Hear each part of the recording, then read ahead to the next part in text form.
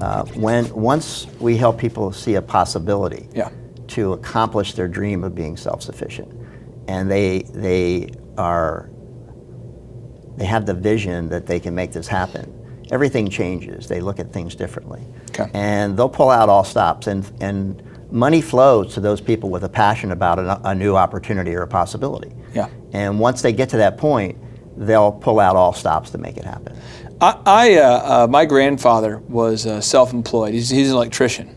And I was always amazed at Grandpa Ben. But what he would do is he would have this business idea, and then he would say, okay, we're moving to South Dakota and I'm going to open up this electrical business. Or okay, he moved to Hawaii, he moved all over the place. And he would see a niche and he would just go for it. And he, more often than not, was very successful with it.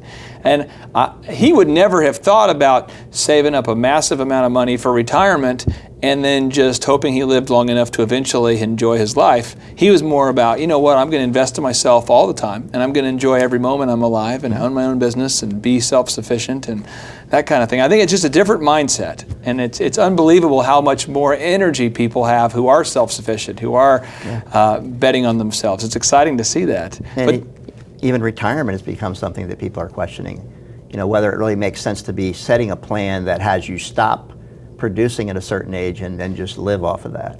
Well, and I don't mean to rabbit trail too much, but I think this is worth it. This is a big moment. The idea of retirement.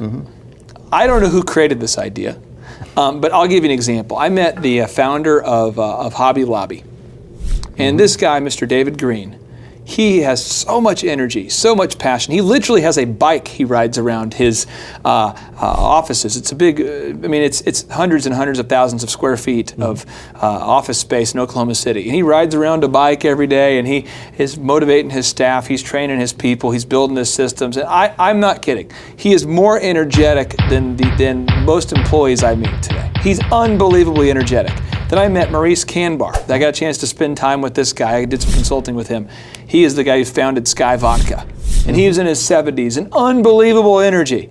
And I've got a chance to meet a lot of these people. I met George Foreman. He's got a ton of energy. He's not looking to retire anytime soon. Not at all.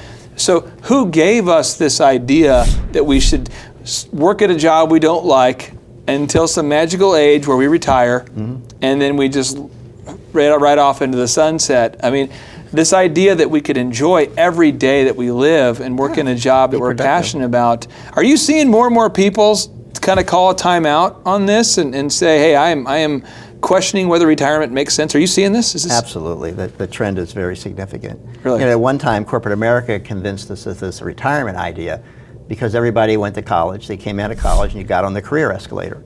And everybody sort of went up the career escalator, and then at the top was retirement. They got off, which made room for new people to come on. Okay. That's not happening today. People aren't retiring as quickly, so it makes it more difficult for the new college graduates to get on the escalator, meaning there's not the same number of jobs. And they're now the millennials are becoming focused on being self-sufficient right out of college, rather than getting on that escalator aspiring to retirement. My father drove me crazy talking about the day that he was going to retire. All of his life he spoke about it. He started one company when he was 19 and he retired at 56, which was early. And within 3 or 4 years his health had declined and it was not the best thing for him. And I just, if you're watching this and you've been thinking, or you're kind of delaying living or starting a successful business until some magical day, what I have discovered, and to kind of paraphrase Brian Tracy, who's a self-help guy, I just love his training. Great. He says, someday will never happen. There's Monday, there's Tuesday, there's Wednesday, there's Thursday, there's Friday, there's Saturday, there's Sunday, but there's not someday. So if you're watching this and you're going, well, someday I want to start a business, this might be that someday. You might need to schedule it today. So I agree. Now we're moving on to the next one here, this funding source number 9, home equity line of credit. Some people call it the HELOC. HELOC. Anytime we start talking about something often enough, we begin to shorten it and make it confusing for other people. But we start saying HELOC, but that's a home equity line of credit. Correct. And getting a home equity line of credit means that you are able to borrow money against the equity that you have so far built up in the home that you're paying off. So, example, you own a $200,000 house, you've paid off $100,000 of it, and now you have $100,000 of equity available to borrow against to do something.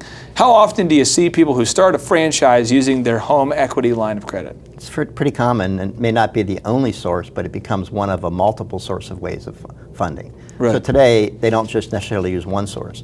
They may roll over part of their 401k, and then they may tap into a portion of their home equity in combination to put the funding together.